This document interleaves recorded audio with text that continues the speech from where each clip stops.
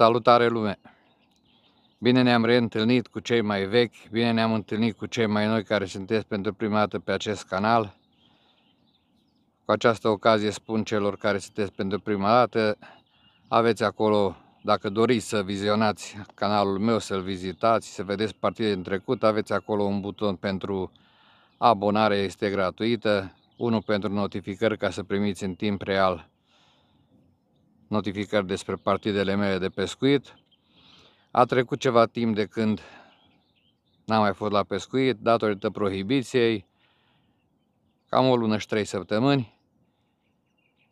Timpul nefavorabil, a fost timp neplăcut la sfârșitul aprilie, începutul mai și alte probleme și eu nu prea sunt adeptul privatului, am fost o singură dată, așa că ne-am reîntors pe sălbatic. Am preferat să nu vin din prima zi la pescuit, asta este data de 10, dacă nu mă înșel, da? Datorită faptului că este foarte, foarte aglomerat și acum. Nici acum n-am fost hotărât să vin, de-abia am prins aici un loc pentru o lansetă. O să pescuiesc, o să vă prezint imediat ca de obicei echipamentul, nada, momelele. Așadar, deci cum am spus, o să pescuiesc o singură lansetă, o să încerc să prind ceva caras, de ce nu și ceva ciortan, dar o să vin și eu într-o bună zi, pregătit așa cum scrie la carte, să pescuiesc și la crap. Dar de obicei, cum știți cei mai vechi, eu fac partide scurte, 4, 5, 6, maxim când mă întind la 7 ore. Sunt pe frumoasa acumulare sub lacul de Barcău.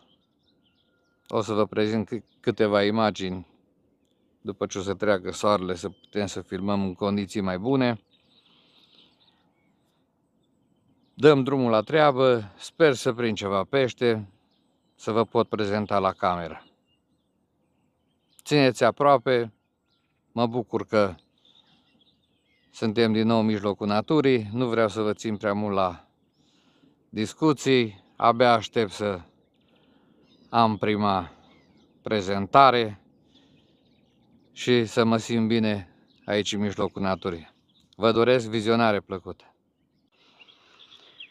Deci, ca și nadă, am pregătit o nadă de miere de la Betamix cu peleți. Iarăși, ca și momel de cârlig, am adus râmă groasă. Am la mașină și râmă roșie, dar de câte ori am pescuit aici, de atâtea ori am fost deranjat de mărunțiș la râmă, porumb dulce și, după cum vedeți, o sumedenie de pop-up-uri, waftersuri și toate cele.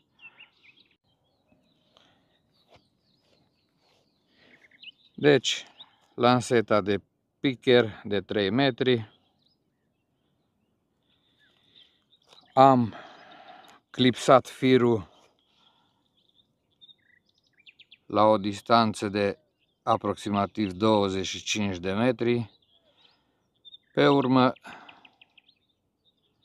am dat cu marker, cum știți voi, nu prea se focalizează pe el, așa. În cazul în care intră ceva ciortănel sau ceva, cine știe ce altceva, firul mai greu de focalizat. Și atunci declipsez și revin în clips cu, e mai bine de aici, exact la aceeași distanță. Cam asta ar fi. O să încep cu râmă groasă de pământ, cumpărată din magazin. Și dacă o să fiu deranjat de mărunțiș, cum am spus, o să trec pe pop-up-uri și waftersuri. Vă spuneam la început despre coșuleț, că o să folosesc un coșuleț de 20 de grame, dar era în apă, pentru că am clipsat firul și am început mai devreme să prezint echipamentul până n-am scos coșulețul. Așadar, un coșuleț de 20 de grame, un anti-tangle pentru a nu se încurca firul cu momitorul, coșuleț ce este, un cârlig Gamakatsu numărul 6 pentru că o să încep să pescuiesc cu râmă și o să dau pentru început, așa cum unii dintre voi știți, o să dau vreo 5-6 coșulețe exact în locul unde am clipsat. Îmi pare rău că nu pot să vă arăt pentru că bate soarele exact în față, dar pentru început nu strâng nada foarte tare, las să cadă coșulețul, deși am o apă foarte mică aici de 1 metru, sunt în coada lacului, apa este scăzută, golim coșulețul, o să repet asta de vreo 5, 6, 7 ori. De obicei pe patul de nadă apar pești mărunți, dar o să adaug și niște boabe de porumb în nadă și dacă va fi prezent mărunțișul, bineînțeles, voi schimba strategia și voi pescui lateral stânga, că dreapta nu pot pentru că e acolo stuful, lăsându-i pe cei mărunți să-și facă treaba pe patul de nadă și încercând lateral să-i găsesc pe cei mai măricei, dacă va fi să fie. Pe această cale, de la început vreau să-mi cer scuze tuturor abonaților și nu numai și urmăritorilor, pentru că n-am postat de o lună și 3 săptămâni, aproape 2 luni. De la partida de pe privat n-am postat nimic, dar sper să mă revanșez, nu sper, cu siguranță mă voi revanșa. O să ne vedem și pe alte locații, și pe râu și sperăm anul acesta să ne simțim bine împreună. Deci mai dau un coșuleț, 2 și voi începe partida. Așadar, țineți aproape și încă o dată pentru cei care nu sunteți abonați, sunteți pentru prima dată pe acest canal, nu ezitați, nu cerșesc abonări, nu am nicio treabă, dar dacă o să vă placă ce o să vedeți, sau dacă nu, chiar de aceea, dacă vă abonați, o să puteți să vedeți partide din trecut, am acolo playlist-uri, partide frumoase, pe diferite locații, sper să vă placă. Așadar, încă o dată, vizionare plăcută, rămâneți cu mine până la final. Dacă o să am prezentări, o să vă prezint câțiva pești și pe urmă finalul, bineînțeles, tabloul final ca de obicei cu ce am prins, dacă o să prind, sper. Așadar, țineți aproape. Da, am avut o prezentare și avem și ceva pește.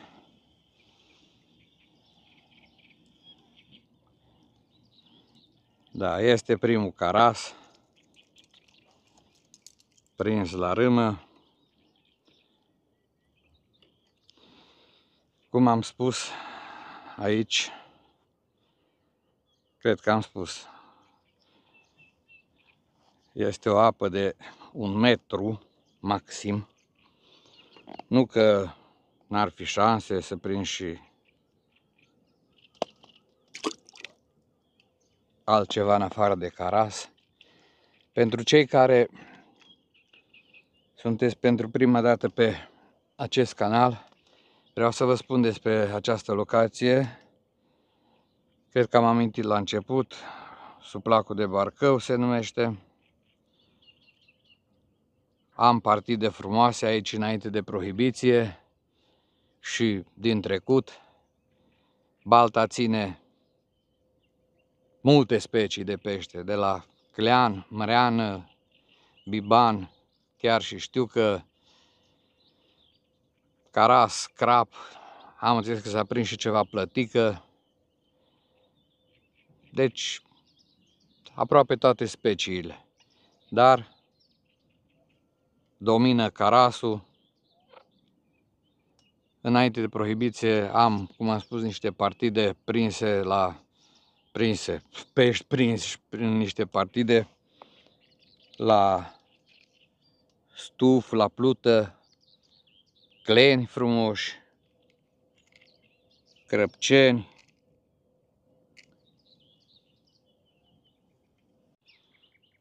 Da, am schimbat montura. Sper să se vadă. Deci un pop-up de căpșună cu usturoi de 6 mm. Am pus și o alică de plumb acolo pentru o să o echilibrez imediat cum trebuie la găleată și o să încercăm așa. Deci, haideți să vedem.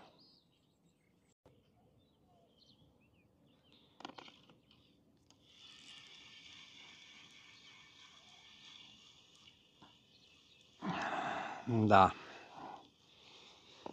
Trebuie să mă ridic în picioare pentru că aici am un culoar aici la bălăriile astea. Și cum am spus aici, o să mai pierd eu pești. Deci până la urmă a sosit și la pop-up un caras. Tot așa. Mărime medie, mică. Asta s-a și încurcat în timpul venirii. Priviți ce ciupitură. Da, ciupitură și înțepătură.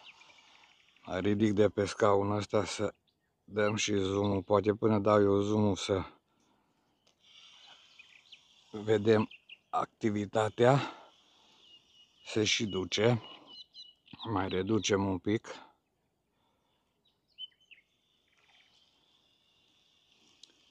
Sunt multe de făcut la o filmare, cred că stau și în fața obiectivului. Deci am avut o acțiune de șpiț, o înțepare și să sperăm că rămâne și peștele. Da. Prezentare, înțepare, drill și pește. Super relaxare, super pescuit. Da, între timp am mai luat unul, tot așa. Sau să-l vedem. E mai nervos puțin. Și mai frumos, încep să crească. Cum am spus, de obicei apar. Bun, o să vă mai prezint așa 1-2 pe parcursul partidei și restul la final. Da, treaba merge. Am mai prins vreo 4-5. Tot așa la pop-up de căpșună cu usturoi. Am încercat și am pus, parcă sunt puțin mai frumoși, am pus și pop-up de 8, de miere, de nu mai știu ce, dar la pop-up de 8 nu vor. Nu vor.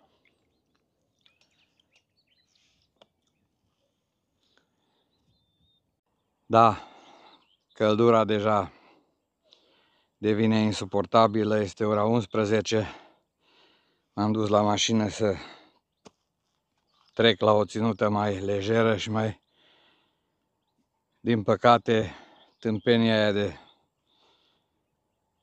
protecție UV, haina aia sau ce sărăcie, a rămas la loc de cinste acasă. Așa e când se grăbește omul să vină la pescuit după atâta timp, dar o să mă ard puțin, asta este. O să stau cât o să suport și cam asta ar fi. Am avut câteva rateuri, nu știu, sau nu-i caras, pentru că ia pop-up și altă specie. Voi aduce ceva îmbunătățiri, poate, ceva schimbări. Prima schimbare o să fie că o să schimb scaunul ăsta. Auziți cum face materialul ăsta, nu știu dacă se aude de broaștele astea. Pârâie materialul ăsta, o să iau scaunul vechi, cred că. Pentru că e mai silențios. Sau o să-l suport și o să mă obișnuiesc. Pentru că omul se obișnuiește cu orice. Chiar și cu faptul că nu prinde întotdeauna pește. Mai rar mi s-a întâmplat, dar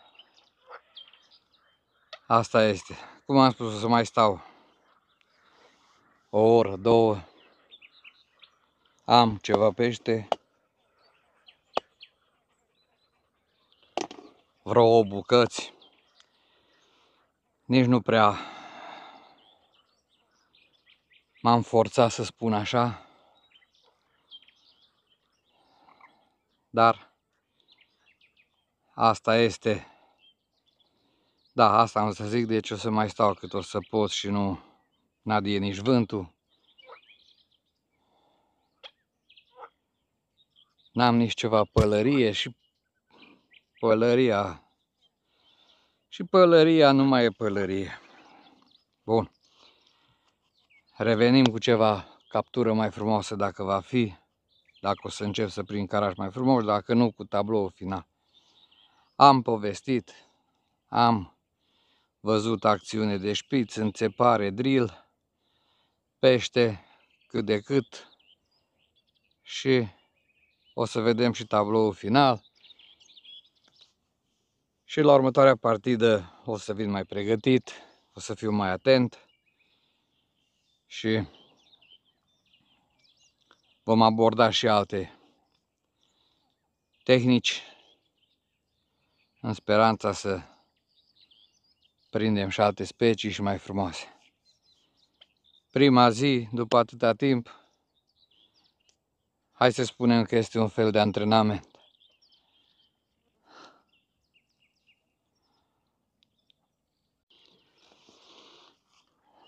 Până la urmă au început ciupiturile, au continuat. Și am trecut la Techno-Puffy.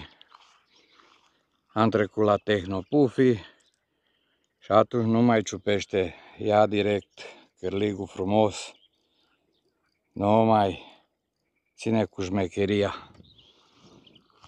Gata. Am mușcat, s-a fript.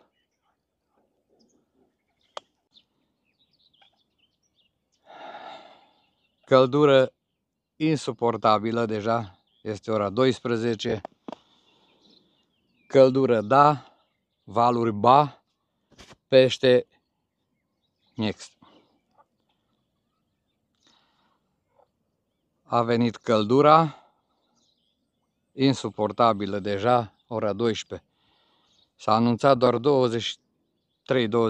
de grade, dar este depășită. De aceea nici umbrelă, nici umbrelă, nici protecție, nici nimica. Deci căldură da, valuri ba, pește din când în când. Am mărit și cârligul puțin. Dacă pun babă mai mare de Technopuffy, nici că-l interesează. Așa, intră pe la răgălii. Da, încep să crească. Încep să crească.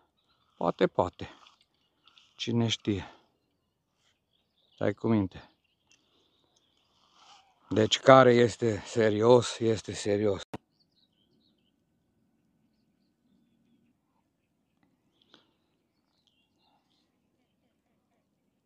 No. Ce-a fi, cum a fi? Ce-a fi, cum a fi? Dar păi, eu înnebuni căldura, mă. Că mai bine mâncam ca și dimineața, mă. Eu nebuni căldura, măi, frate. Nu. Ce și faci cu ei? Hai, nu mere la goz. Eu nebuni căldura, fraților. Ia cani. Cât să-ți bate până și-o rup gura. Ce să-i faci? Să nebuniți de căldură. Asta e. Da. Ora 13 și 5 minute. Atâta este. Atâta. Deci am pescuit 4 ore. Să vedem ce rezultat avem. Oi, oi. Este aici caras. Și frumos și destul pentru 4 ore de pescuit. Super partidă. Sper ca data viitoare să fie și mai bine. Cam asta a fost pentru astăzi, final de partidă. Ați văzut, ora 13 și 10 minute când am încheiat, deci efectiv am pescuit 4 ore. V-am prezentat ce am prins în 4 ore cu o singură lansetă cu un pic, iar eu sunt foarte, foarte mulțumit. Deci partida, din punctul meu de vedere, este reușită. Iarăși voi rămâne să apreciați printr-un like, un dislike, un comentariu, o distribuire, printr-o abonare cei care n-ați făcut-o. Până data viitoare, pentru pescari fire întinse, pentru toată lumea, multă, multă sănătate. Ne vedem în curând. Numai bine!